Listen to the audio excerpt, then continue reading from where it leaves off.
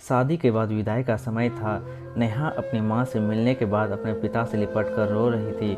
वहाँ मौजूद सब लोग की आंखें नम थी। नेहा ने घूंघट निकाला हुआ था। वो अपनी छोटी बहन के साथ सजाई गई गाड़ी के नज़दीक आ गई थी। दूल्हा अविनाश अपने खास मित्र विकास के साथ बातें कर रहा था। विकास, यार अविनाश, सबसे पहले घर पहुंचते ही होटल अमृत बाग चलकर बढ़िया खाना खाएंगे। यहाँ तेरी ससुराल में खाने का मज़ा नहीं आया। तभी पास में खड़ा अविनाश का छोटा भाई राकेश बोला, हाँ यार, पनीर कुछ ठीक नहीं था और रसमलाई में रस ही नहीं था। और वह ज़ोर से हंसने लगा। अविनाश भी पीछे नहीं रहा। अरे हम लोग अमृत बाग चलेंगे, जो खाना है खा लेना, मुझे भी यहाँ खाने में मज़ा नहीं आया। रोटियां भी गर्म नहीं थी।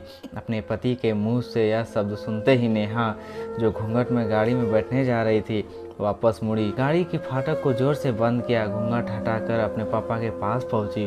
अपने पापा का हाथ अपने हाथ में लिया। मैं ससुराल नहीं जा रही पिताजी, मुझे यह शादी मंजूर नहीं।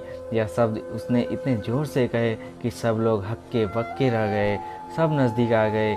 नेहा के ससुराल वालों पर तो जैसे पहाड़ टूट पड़ा। मामला क्या था यह किसी को समझ में नहीं आ रहा था। तभी नेहा के ससुर राधे श्याम जी ने आगे बढ़कर नेहा से पूछा, लेकिन बात क्या है बहू? शादी हो गई है, विदाई का समय है, अचानक क्या हुआ कि तुम शादी को नामंजूर कर रही हो? अविनाश की तो मानो दुनिया लुटने जा रही थी। वह भी नेहा के पास आ गया। अविनाश के दोस्त भी। सब लोग जानना चाहते थे कि आखिर इन वक्त पर क्या हुआ कि दुल्हन ससुराल जाने से मना कर रही है। नेहा ने अपने पिता दयाशंकर जी का हाथ पकड़ रखा था। नेहा ने अपने ससुर से कहा, बाबूजी, मेरे माता पिता ने अपने सपनों को मार कर हम बहनों को पढ़ाया लिखाया व काबिल बनाया है। आप जानते हैं एक बाप के लिए बेटी क्या मायने रखती है? आप वो आपका बेटा नहीं जान सकते क्योंकि आपके कोई बेटी नहीं है। नेहा रोती हुई बोली जा रही थी, आप जानते हैं मेरी शादी के लिए वो शादी में बारातियों की कोई कमी ना रह जाए, इसलिए मेरे पिताजी पिछले 1 साल से रात को 2-3 बजे तक जग कर मेरी माँ के साथ योजना बनाते थे। खाने में क्या बनेगा, रसोइया कौन होगा। पिछले 1 साल से मेरी माँ ने नई साड़ी नहीं खरीदी क्योंकि मेरी शादी में कमी न रह जाए। दुनिया को दिखाने के लिए अपनी बहन की साड़ी पहनकर मेरी माँ खड़ी है। मेरे पिता को इस 150 रुपये की नई शर्ट में से 100 छेद हैं। मेरे माता पिता ने कितने सपनों को मारा होगा। ना अच्छा खाना, ना अच्छा पिया होगा। बस एक ही ख्वाहिश था कि मेरी शादी में कोई कमी ना रह जाए। आपके पुत्र को तो रोटी ठंडी लगी, उनके दोस्तों को पनीर में गड़बड़ लगी और मेरे देवर को रसमलाई में रस नहीं मिला। इनका खेल खिलाकर हंसना मेरे पिता का अभिमान को ठेस पहुंचाने का समान है। नेहा हाँफ रही थी। नेहा के पिता ने रोते हुए कहा, लेकिन बेटी, इतनी छोटी सी बात। नेहा ने उनकी बात बीच में काटी। यह छोटी सी बात नहीं है पिताजी। मेरे पिता को मेरे पिता की इज्जत नहीं। रोटी क्या आपने बनाई? रसमलाई, पनीर, यह सब केटर्स का काम है। आपने दिल खोलकर वो हैसियत से बढ़कर खर्च किया है। कुछ कमी रही तो वो केटर्स की तरफ से। आप तो केवल दिल का टुकड़ा अपना गुड़िया रानी को विदा कर रहे हैं। आप कितनी रात रोएंगे क्या मुझे नहीं पता है। माँ कभी मेरे बिना घर से बाहर नहीं निकलती। कल से वह बाजार अकेली जाएगी, जा पाएगी?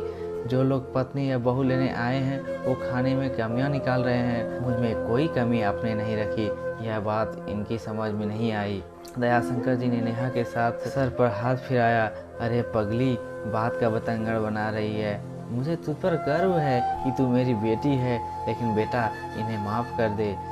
तुझे मेरी कसम, शांत हो जा। तभी अविनाश ने आकर दयाशंकर जी के हाथ पकड़ लिए। मुझे माफ़ कर दीजिए बाबूजी, मुझसे गलती हो गई। उसका गला बैठ गया था और रो पड़ा था वह। तभी राधे श्याम जी ने आगे बढ़कर नेहा के सर पर हाथ रखा।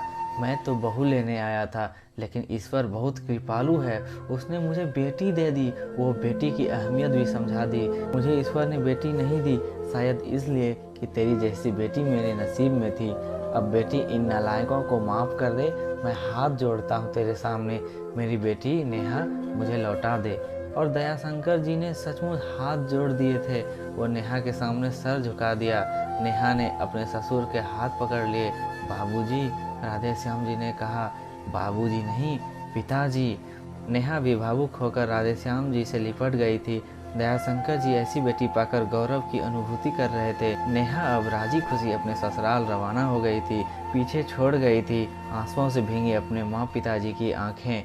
अपने पिता का वह आंगन जिस पर कल तक वह चाहती थी, आज से इस आंगन की चिड़िया उड़ गई थी किसी दूर प्रदेश में। यह कहानी बताते समय उस मूर्ख के बारे में मैं सोच रहा था जिसने बेटी को सर्वप्रथम पराया धन की संज्ञा में देती है।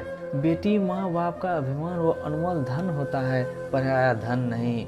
कभी हम शादी में जाएं तो ध्यान रखें कि पनीर की सब्जी बनाने में एक पिता ने कितना कुछ खोया होगा, वो कितना खोएगा। अपना आंगन उजाड़ कर दूसरे के आंगन को महकाना कोई छोटी बात नहीं। खाने में कमियां ना निकालें।